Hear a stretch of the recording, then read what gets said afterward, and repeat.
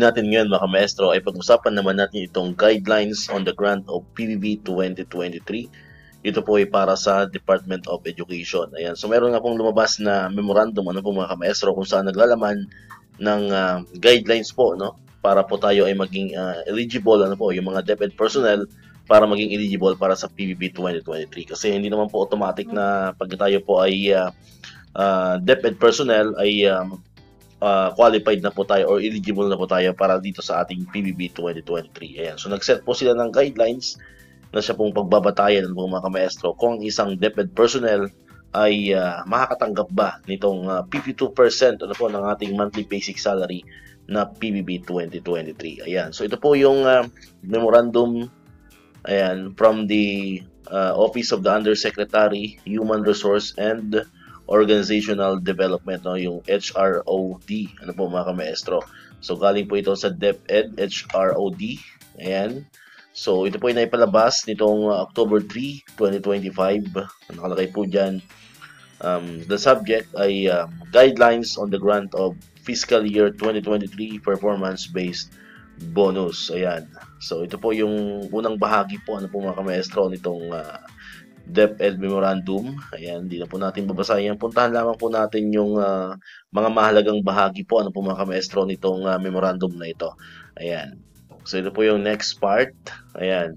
So nakalagay po dito, in light of all ROPMTs are hereby instructed to consolidate the validated Form 1.0 of their respective school division offices and schools, which may be downloaded through this link. Ayan.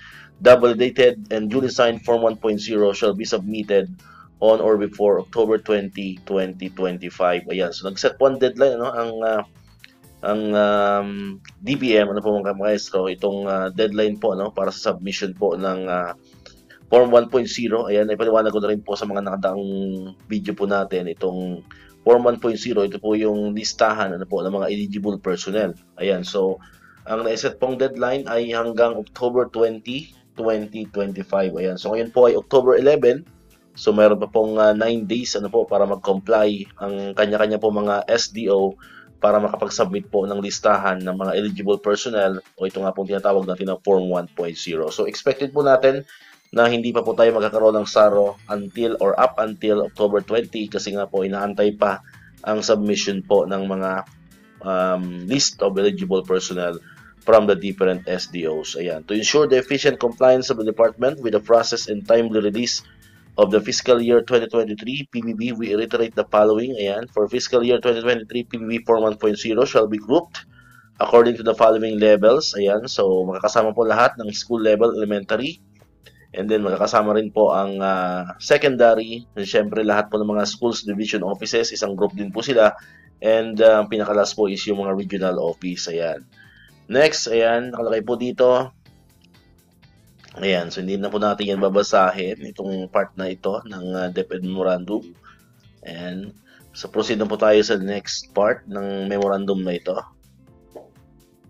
Ayan, ito po, mahalaga po ito. So nakalagay po dyan sa in accordance with DepEd Order Number 22, Series 2023, entitled Implementing Guidelines, Calendar and Activities for the school year 2023-2024, the rating period for school-based personnel shall cover August 1, 2023 to July 31, 2024, while the rating period of non-school-based personnel shall cover from January to December fiscal year 2023. Eligible personnel must have complied with the following requirements as prescribed in the AO25 IATF or yung Interagency Task Force Memorandum Circular Number 2023-1. So, una pong qualification para maging eligible po for the PBB 2023 and mahalaga po ito.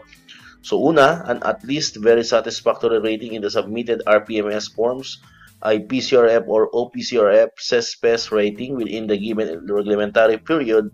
Ayan, so malinaw po yan mga kamestro, nakalagay po dyan ay at least very satisfactory sa overall rating ng ating pong mga IPCRF para sa mga teaching personnel and the OPCRF naman para sa mga non-teaching personnel. Ayan, so kung ang overall rating na-cover nitong PBB 2023 ay nasa satisfactory, so kayo po ay automatic na disqualified para makatanggap po ng PBB 2023. Pangalawa po ay submitted the Statement of Assets, Liabilities, and Net Worth or SALN for fiscal year 2022. Ayan, so ang pagbabasihan po nito ay ang fiscal year 2022 SALN. So if ever po ay hindi kayo nakapag-submit ng SALN for fiscal year 2022, kayo po ay automatically na hindi makakatanggap nitong PBB 2023. Next is unliquidated cash advance within regulatory period. Ayan. Next po is no administrative or criminal case that were found guilty with final executory judgment in the fiscal year 2022. Ayan. So if ever po na mayroon kayong administrative case or criminal case and then you're found guilty, so automatically po yun disqualified kayo for fiscal year 2020 or for fiscal year 2023 PBB. And then ito po, must have rendered at least 9 months service during the fiscal year. Otherwise, personnel who rendered less than 9 months but minimum of 3 months of service will be entitled in a prorata basis corresponding to the actual length of service rendered. Ayan, so take note po kayo dito sa part 4 itong DepEd memorandum na ito kasi ito po yung pagbabasihan kung kayo ba ay eligible or kung tayo ba ay eligible na makatanggap nitong PBB 2023 na which is 82% or 52%, sorry po. So 52% ng ating monthly basic salary. Ayan. So muli sa mga nagtatanong kasi hindi po tayo naubusan ng mga tanong sa mga pinopost po natin na video kung kailan ba daw talaga matanggap itong ating PBB 2023. Ayan, so nabanggit ko na po kanina. Binigyan po ng until October 20 para sa submission po ng Form 1.0 mga maestro, and then after that siguro checking na po, and then validation pag wala naman pong problema at okay naman po yung listahan, walang mga duplicate names, walang yung mga wrong entry ng mga pangalan, so diretso na po yan mga maestro kasi sabi nga natin at ulit ko kung sinasabi sa mga video po natin, experience na po kasi yan before, pag may mga error sa Form 1.0, lalo pong natatagalan ng isang SDO kasi nga po yan ay ibabalik muli at syempre ayusin pa ulit yan po. So ipagpanalangin po ninyo ng inyong mga SDO, ang ating mga kanya-kanyang SDO po ay walang error po sa entry po ng mga pangalan dito sa Form 1.0. Ayan, kasi ulitin po natin, pag yan po ay may mga wrong entry ng mga pangalan, yan po ay automatic na ibabalik sa mga schools division offices para ayusin po. So mag-consume naman po yan ng time. Ayan, kaya yun po yung isa sa mga reason kung bakit hindi po nagkakasabay-sabay ang bigayan po nitong ating PBB. Hindi lang itong PBB 2023, kundi sa mga nakaraan pa mga PBB. Ayan, mapansin po natin hindi po talaga sabay-sabay kasi nga pagka may problema ang inyong SDO, babalik po yan. Okay? So dito ko natatapusin itong ating video ngayon mga maestro. Kung di ka pa nakakapag-subscribe, click mo na ang subscribe button dyan para ikaw yung unang nakapanood ng mga videos na ina-upload natin. Katulad o yung mga updates pa rin about sa PBB 2023 and other benefits sa mga teachers and government employees. And syempre, click mo na rin ang notification bell button para manonotify ka, always updated ka pag may mga bago tayong uploaded na video. Muli, maraming salamat sa inyong panonood at pakikinig. Once again, El Maestro, see you on my next vlog. Bye-bye!